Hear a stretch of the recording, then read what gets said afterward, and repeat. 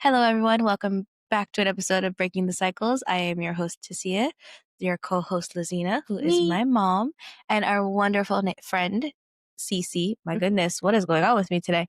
How are you, Cece? I'm doing pretty good. How about yourself? I am doing good.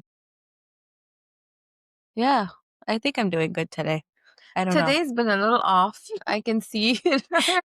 Cece and I met online and we connected last week, I believe.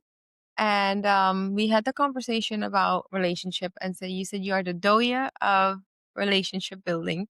I think that's great because I'm the relationship repair language queen. So it's amazing. Yay. You can tell us more about that. Sure. Yeah, my group, they kind of fondly call me the doyen of relationship building, and I created the Going Solo Network. And within that, we also created the New Street Network, which is our media. And we have a radio station, which is WGSN-BB Going Solo Network, which we started in and many years ago. And that has just blossomed to bloom out into both podcast and to the video sector now. So that's growing quite a bit. And we focus a lot on really, I would say, any aspect of, growing and going forward. So we have all kinds of different shows and topics and things like that that singles can relate to. But now we're finding that other people like that content because they realize that as an individual, you have to continue to grow and continue to better yourself and enlighten yourself and continue on the journey of exploring who you are as you can be a better partner for your potential new partner. So, yeah, I mean, I think when you had mentioned about being a little, and I don't want to say stuck, but you're in that transition, right? Of stepping forward into a new single life. And sometimes we think it should happen like, okay, we're now out of the other relationship, whether it be by divorce or death. And we think, okay, we need to be moving and we should be okay with being forward. And then we find ourselves a little lost because we're having to actually rebuild ourselves in that transition period, really discover who we are. And that's what the Going Solo Network is about, is really that enlightenment of an individual because we're all going solo no matter, what relationship you're in, we have that individual mindset. And so, yeah, so we have to continue growing and building and I call it building relationships because different relationships mean different things to different people and at different times. So, That's really awesome. When I was 18, 10 days after my 18th birthday, I got married and I moved from New York to Florida. And then after 6 years, that marriage didn't work out. And I immediately jumped out of that relationship and went into another one. I didn't have that like transition period to really understand myself. And then after that marriage ended after 12 years, a little after a year, I got into another relationship. So that's that third, and then that ended a couple years ago. So it's like when my second marriage ended, I was like, okay, I need to figure out what happened, what role I played in all of this. And I learned about the attachment styles, and I learned about, there's an avoidant and anxious, disorganized, all four basically. And I was like, oh, I needed my children to also learn about that. But then the person that I was in a relationship with, we went over the attachment style together. So I learned what their attachment style is, how they sabotage, how do I sabotage, how our sabotage clashes together. And it felt like for the first time I was learning how to be in relationship. And it was really great. But then when it ended, it highlighted to me how codependent I was, how scared I was to be alone, my fear of abandonment. It gave me an opportunity to go so deep within myself and really understand what my emotional needs are. How do I meet it? And how do I ask for that to be met in a loving way without demanding it from a partner? And that's kind of what the relationship repair language ended up being about because I applied it to my kids. And I was like it's not just romantic relationships, it's relationship in general. And so it's really beautiful to me to take another human being and explore together, like, what makes you angry, what makes you sad, how do you behave when those things happen, how do you like to be supported in them, more about co-creating. But ultimately, it was me learning about myself first that really gave me that understanding. And now I feel like because I got married so fast and I'm like committed, right? I'm devoted, but I was also codependent and I was also avoidant. So I didn't know how those things were lining up. So now it's like, I think the word single automatically means that you have to date. And I'm like, but I actually want to take like 2 years to really understand me and focus on me for once, and then build around that. So what are your thoughts about that? Yeah, absolutely. I believe that's the transition period Mm, is when we focus on ourselves, on our needs, our wants, our desires. A mhm, relationship is all about choice, right? It's about whether we choose to be in a relationship or not and how we want that relationship to be. How do we want that to look? And so to better understand ourselves as to what our personal needs are, because I mean, someone else coming into our life, they have no idea, right? They don't know who we are, what we want, or anything about us. They probably have the attraction about us, right? And there might be something that might mhm, tick one of their boxes, but it doesn't tick all of the boxes, and that's how you start building on a relationship. So I think we miss out on that transition period. And everyone thinks, okay, as soon as you get through the loss, you should be stepping up and starting to date right away. And the reality is you really shouldn't be. You should really be taking that time to step back. The ones that go mhm, streaming forward, with speed lightning are the ones that have already left the marriage a long time ago. They've mhm, already started on their journey. And the ones that have been left behind that are now starting out into that path, they're the ones that have to catch their breath and try to figure out, okay, what does my future look like? And what do I want it to look like? And if I have a family, if I have children, how do I want to incorporate all of that? And how can I stand strong and still step forward as I'm stumbling here and there? Because we do stumble, we do, and that's our learning, right? Not all learning is sugar coated. Sometimes we learn by making our mistakes and saying, oh, wow, I shouldn't have done that. And I realize now what I truly wanted. It's not about creating this checklist of what you want your new partner to be. It's creating your checklist as to what you want to be, as you want to show up as an individual. I feel that that's what's important. yeah, I agree. Why does it say that? Trying to reconnect. I don't I know if can still that's hear you. Yeah. or and I do agree with that so much. Uh, I feel like when I ended the last relationship ended, I felt like the rug got pulled out from under me. In previous marriages, I kind of saw that it was coming, and that some of it I participated in. But the last one, it felt like it was a complete surprise and a complete shock. And I was like, when I started learning more about our nervous system and when we learn about emotional needs and what those are, I was like, I need to take the time to write down, okay, so if I want devotion from someone, I want loyalty, I want honesty and integrity, I first need to have that within me. And what does that even look like? Because the words sound good, but on the inside of it, what do they actually mean? I also love togetherness, right? And that where does that come from? It makes me it's like a I grew up in a large family.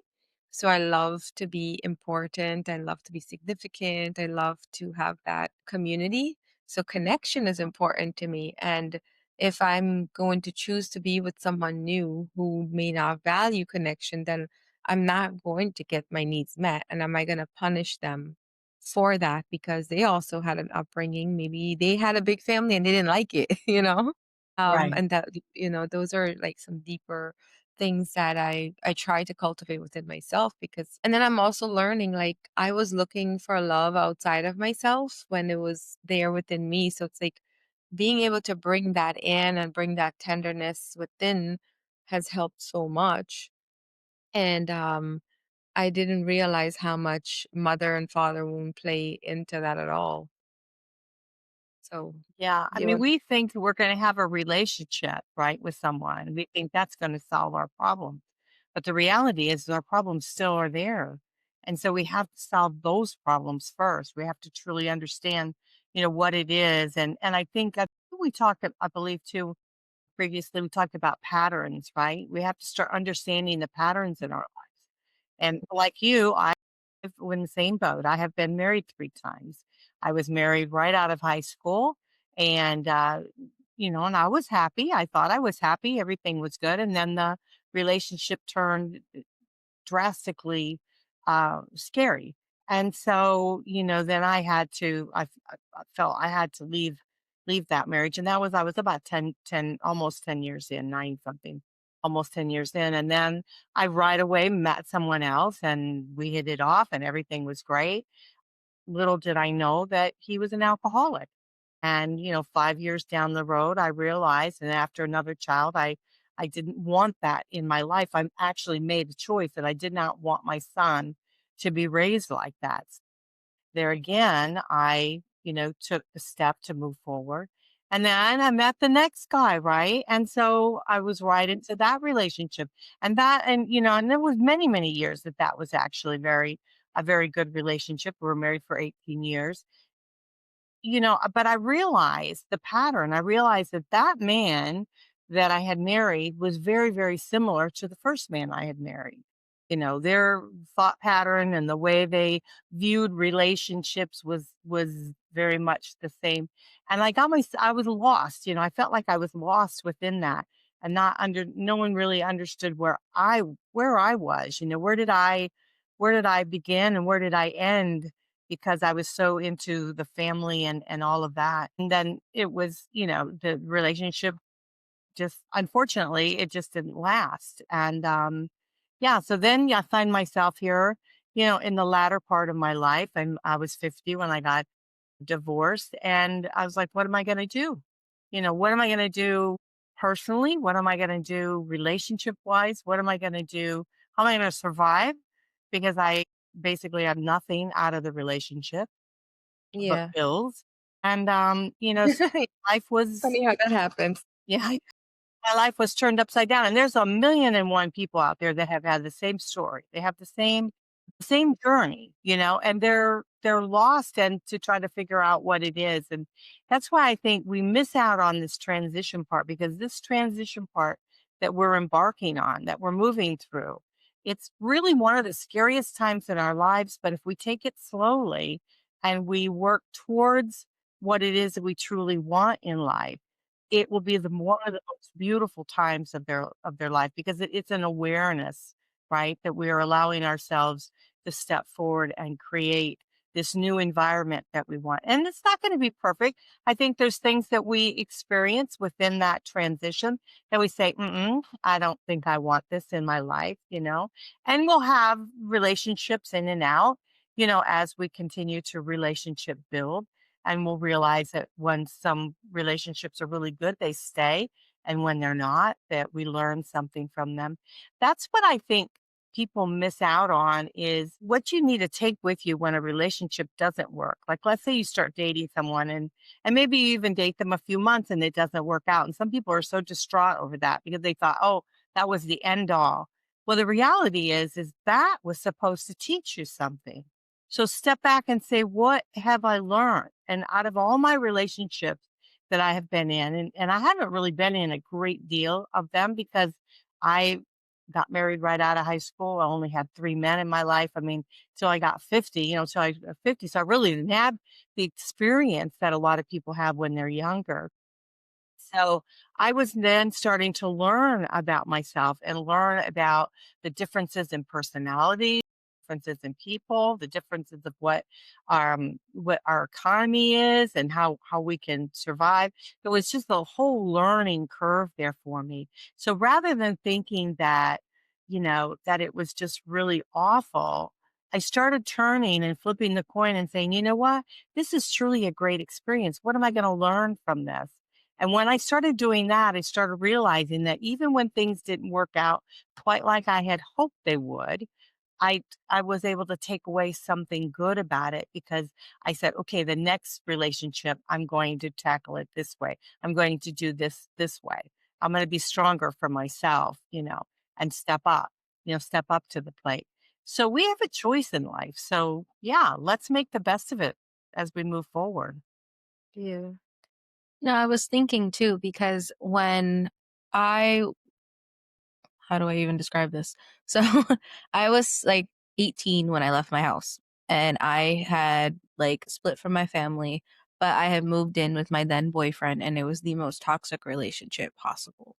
So for me, it felt like I was already married for like 7 years because I had experienced a whole life of being so fully enmeshed with this person's family, home. We had our own house. I had a dog. Like we were fully enmeshed in each other's lives. And I became so codependent on this person. And I had so many issues splitting from him and like breaking off from him. And in a way, he reflected more of like the attachment I had to my dad before I left.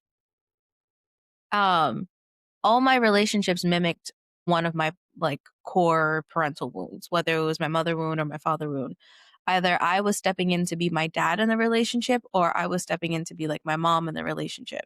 So I don't have much experience with relationships, like romantic relationships in general, but like I have noticed how it reflects in my friendships and the dynamics I have at work or the person I step into if I have to go into a caretaking mode versus just being myself. And it's a hard transition because like when I was in that the long extenuating relationship, I had lost who I was and I didn't know the person I was. It did not take until I made the decision that I was going to leave that relationship and make sure that doesn't happen to me ever again, or I am not that person ever again in my life.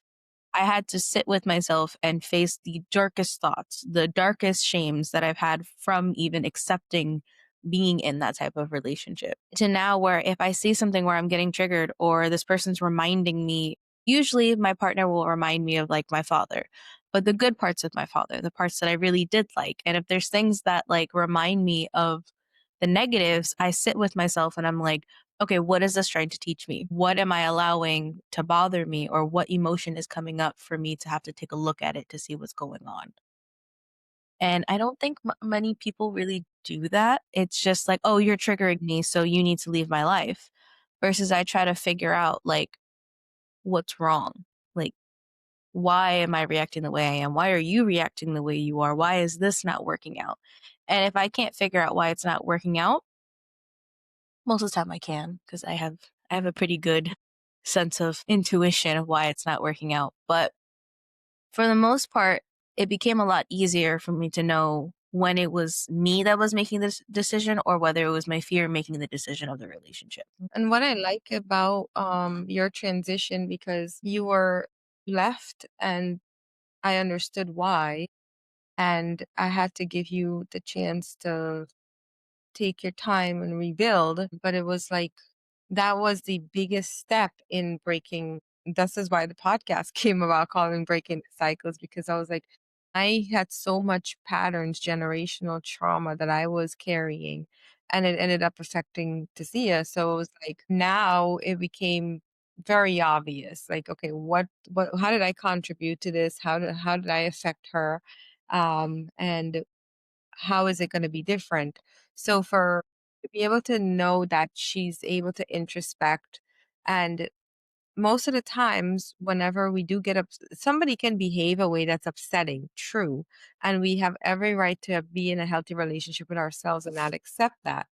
But the other part is like there's parts of me that is energetically really upset at my dad, and that's why I'm reacting to them that way instead of taking a moment to say, Yeah. okay, I don't have to react. I can get curious. I can understand what's really beneath what's happening beyond the trigger, and go to the actual thoughts that are there, find out where they come from, and we can be in better relationships. We can have better connections that way.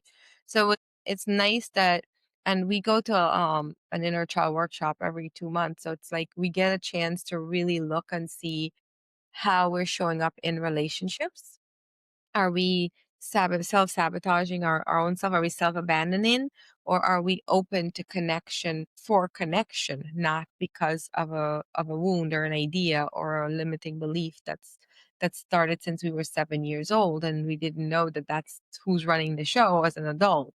So it's really not, I love to hear you talk about it that way, because it's like, okay, you have you don't have to be almost 45 you have to restart.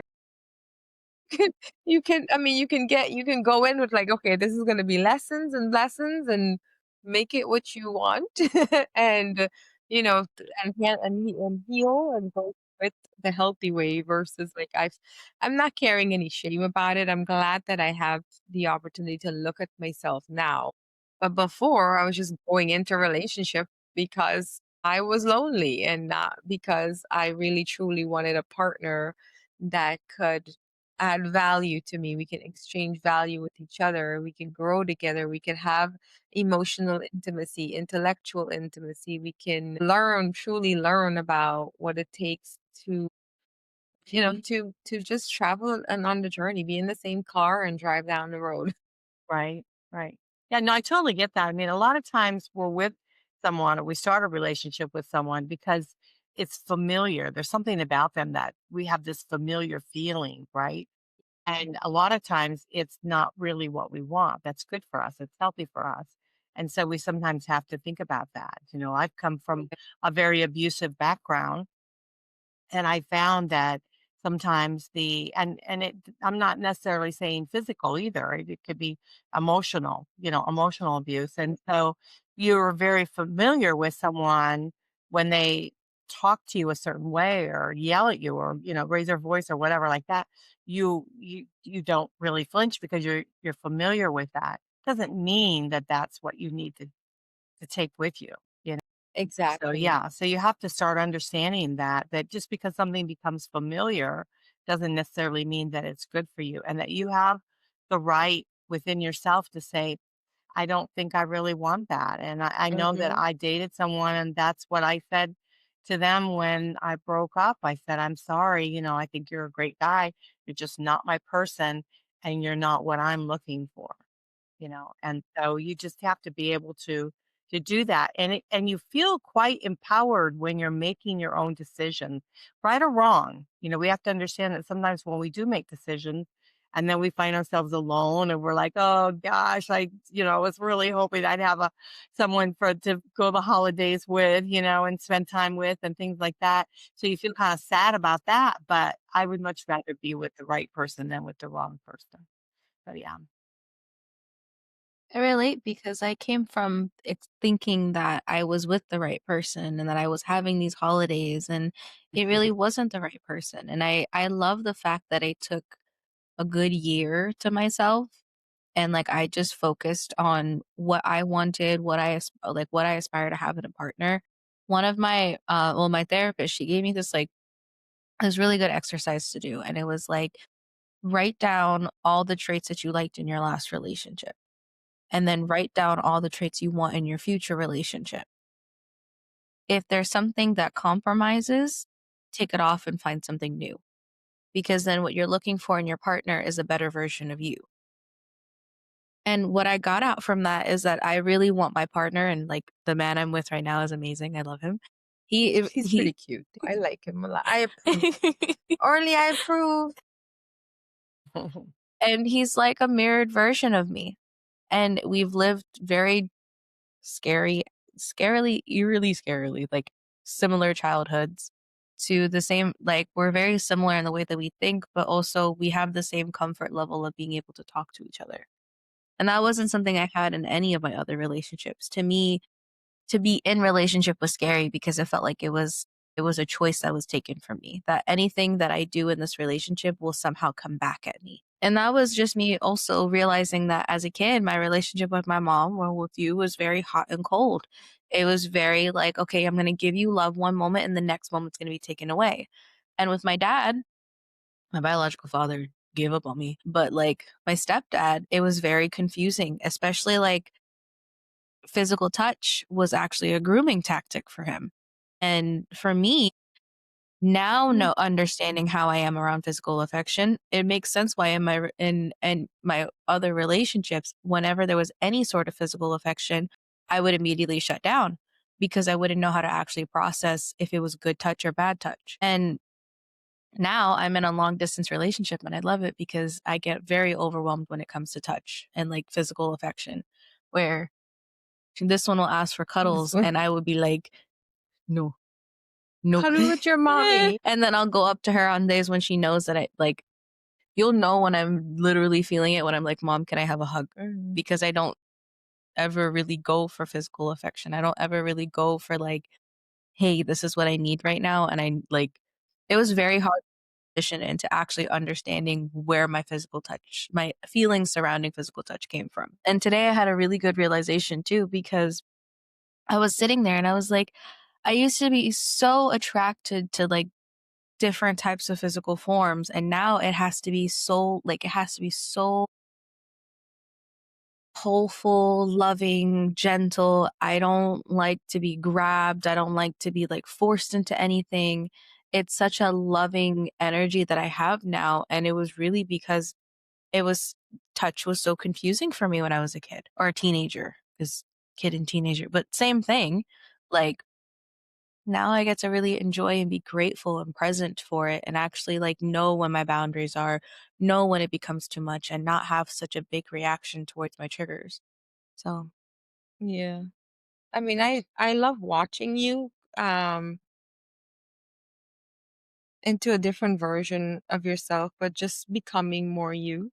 And I'm on the other hand, I'm very touchy. Like I want all the hugs and I want all of it. But my last relationship really taught me that I felt like I met a lot of his needs and there were wounds. Like I I believe that I became his father, that energy, and I he became my father because my I wanted my dad's love so much, so I kept reaching for it. And then when I would reach for it, he would pull away. And then when he was mhm, reaching for me, I was pulling away. So we were like not syncing up. When he was trying to put in effort, I couldn't receive. And then when I started putting in effort, he couldn't receive. And that's what made me think about like how do we receive? Like we have to learn how we receive in the first place because we don't know what that is. So I learned with my kids when I took that attachment style test. I was like, I mean, what happened to us 6 years ago was the wake up call for me to see how I contributed to how everything happened as a mother. But when I took that, I got deep into the attachment style and I learned all the psychology behind of it. I was like, literally from 0 to 3, our nervous system learns safety. We learn emotional safety. So I wanted to know what I did to my kids, and that exploration was really great because I learned that my youngest daughter is an avoidant and what she needs to return back to get to a calm state where we could talk, we could actually have a heart to heart conversation. So if we do fight, we have a way to make sure our relationship is safe. And my son is a completely different person. He's very much introverted and he likes to take care of his own emotions. So it was difficult to learn that dynamic. And now we have such a connecting relationship because I know what his triggers are. I know what he needs when he's triggered, allowing that space to be. And when he comes back to receive him for what he is and not being a mom and getting offended every time he said something that offended me. And because at that time I was parenting from guilt and shame. So anything they say, I was ready to defend. And similarly with Tasia, more like a avoidant, and I was the anxious one. So the more I was reaching for her, the more she was pushing me away, and she couldn't receive from me. So it took a while to like really understand like there's two people who have two different nervous system, two emotional needs. to be able to receive comes from, it can come from a lot of trauma. It can come from a lot of trauma, limiting beliefs. It could come from just maybe a teacher saying, hey, you can do better. And that I made that mean that I'm not good enough. So it affects every relationship that I'm in, whether it's romantic, friendship, or partnership, any kind. And also the other thing is like listening and not really hearing. She taught me how to listen with my heart. It's literally saying I love you and I care about you and I want to be connected to you. But when I'm talking to you and you get defensive, I don't feel like I'm being heard and my experience doesn't matter anymore. So it's like, being able to like go there together as a couple and really understanding that it has to be a factor of learning how to receive because we don't know what each other's really what our story is and how like what happened that moment when our heart learned that love wasn't safe or joy wasn't safe because like I don't know if you've ever read the book The Mastery of Love. Yeah. Oh, I love that book. There's a moment where it Mhm. talks about the mom was at the park and the child was running around and the mom kind of sensed danger, so she went behind the child to like stop him from doing something. But the child thought the mom was playing, so the kid's running, laughing, and giggling. And when the mom got there, she smacked him. And it was like in that moment, that kid just learned that joy was not safe. So that made me reflect a lot of how I parented. And because of that, it allowed me to go and learn and figure out what I need and I wouldn't have had that opportunity if I didn't give myself the chance to really look back at my patterns, look at the cycles that I was repeating. How was I changing that? How was I doing that differently for myself and for my kids? Ultimately, being in relationship with myself has been very rewarding. I'm not looking for it from an external partner. Not to say that I don't want it or I don't Mhm. desire it, but it's not that like I need it and I must have it and I'm so desperate for it. Yeah, I mean, what I love so much about what you were sharing is the true example of how people are different. Mhm. You've got here your children raised by you, right? And they're all different. Their personalities are different, their needs, their desires, their triggers, all of those things are all different. And so why do we think that we're stepping out into, building relationships with other people that it's going to go smoothly? I mean, I think that there are going to be bumps in the road. There is going to be learning as we go through. And there are going to be individuals that we decide maybe we don't necessarily want them in our lives. We can love them where they're at and move forward. So I think it's great to share that, there are so many different aspects that make us who we are and yeah, so as we're building relationships with other people, that we kind of tread lightly. But the most important takeaway is that we have to focus on ourselves because we have to heal from within and we have to be able to, really kind of grow and allow ourselves to blossom and grow into areas that maybe we might have fear in or we trusting other people or things like that. We have to do that slowly. We have to grow slowly at our own step, at our own level, that type of thing. And it's so true because whenever what I like about what you're saying is that step that we have to take within because we don't know what our release is gonna feel like. Anybody can tell us, "Oh, you Mm. gotta just gotta forget it. You gotta get over it." But we have to get that lesson, and we have to figure like we have the lesson's just not gonna come naturally. We're gonna continue the pattern if we don't take that moment to like really take it in and get that lesson experientially. And the other thing I was thinking about is our journey. We think to ourselves, why on earth did any of us, like for you, why did you have to experience, abuse in your life? Why did you have to experience that? Why do you have to experience sadness and hurt and joy and all the other different elements that you've experienced within your life? And it's because we have to step forward into our lives. There's a reason that we experience the things that we experience. And we have to have takeaways from each of those experiences. We have to learn from those experiences. We're being shown something as we move forward. I truly believe that we all have a place here on earth and there's a reason we're here.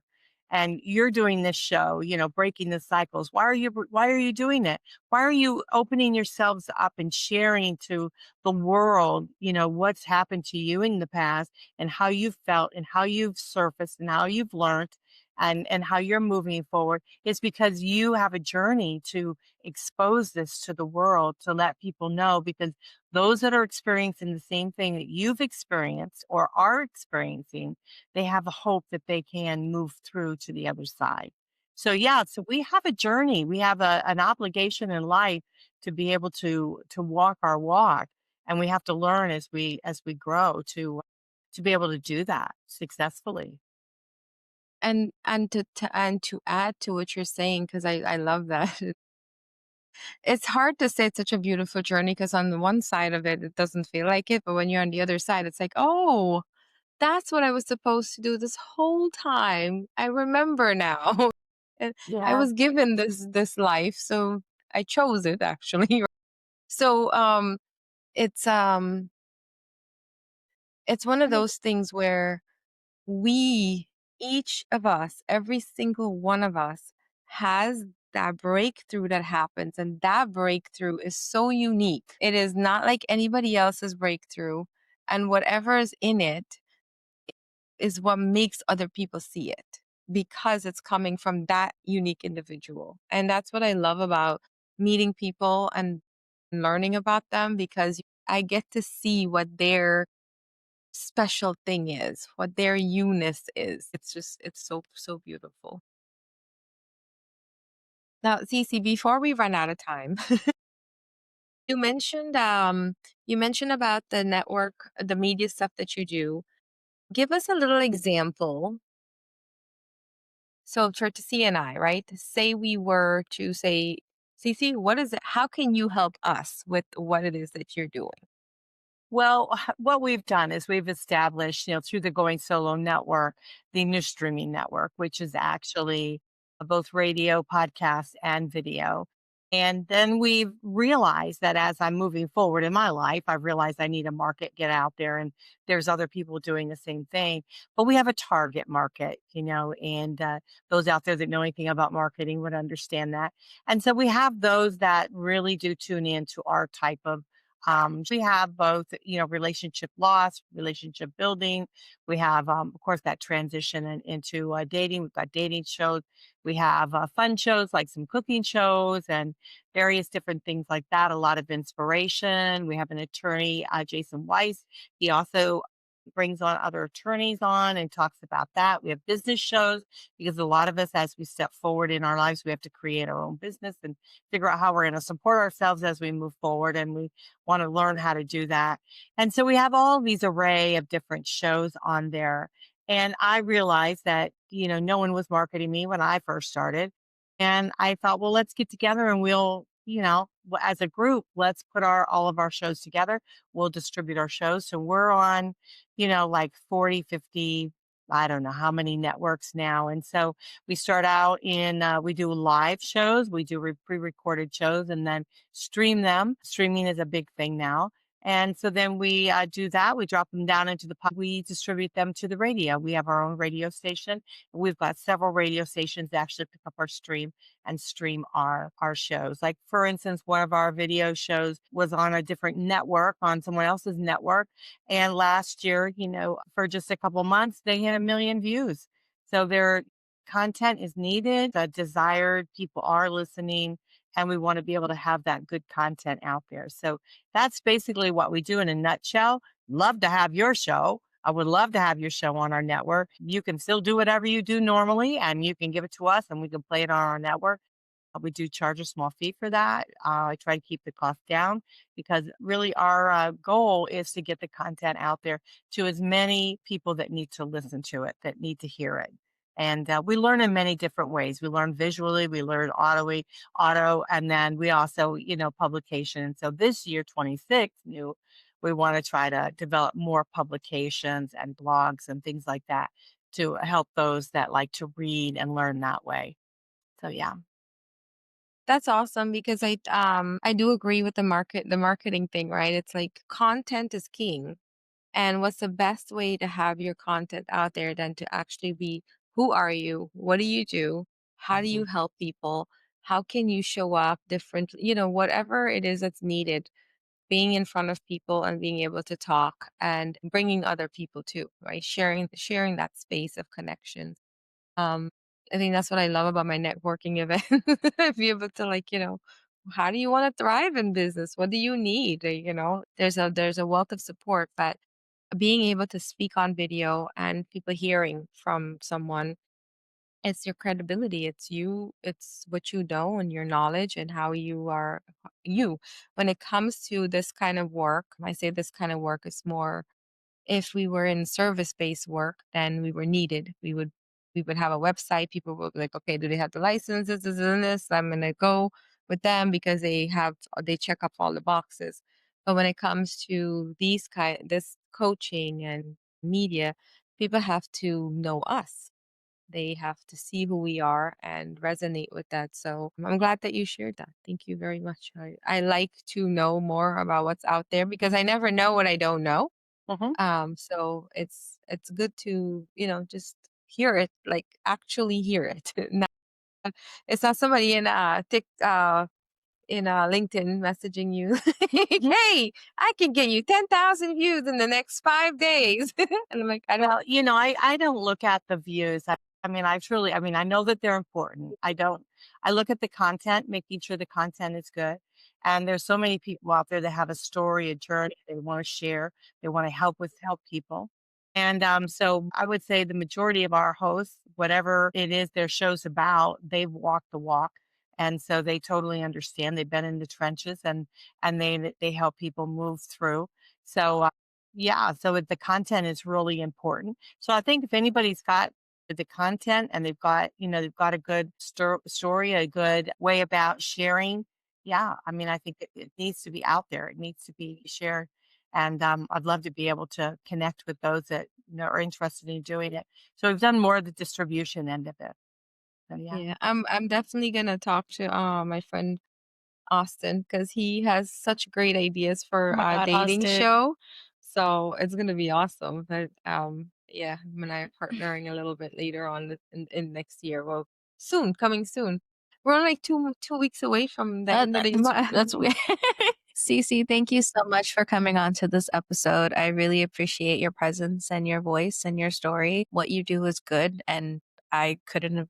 You are just an amazing person. So thank you so Well, much for thank coming you. on. And you two are a delight. Your journey is, I mean, I know that it's been a little bit of rocky up and down, but it sounds like you guys are really on your way and been able to Thank you. now, and that's the thing is like we learn as we go and then we take people with us, right? And so now you're at the gathering and helping people that are going through what you've been through and what they're, where they're at now. And so yeah, I think it's fabulous what you two are doing. So kudos to you.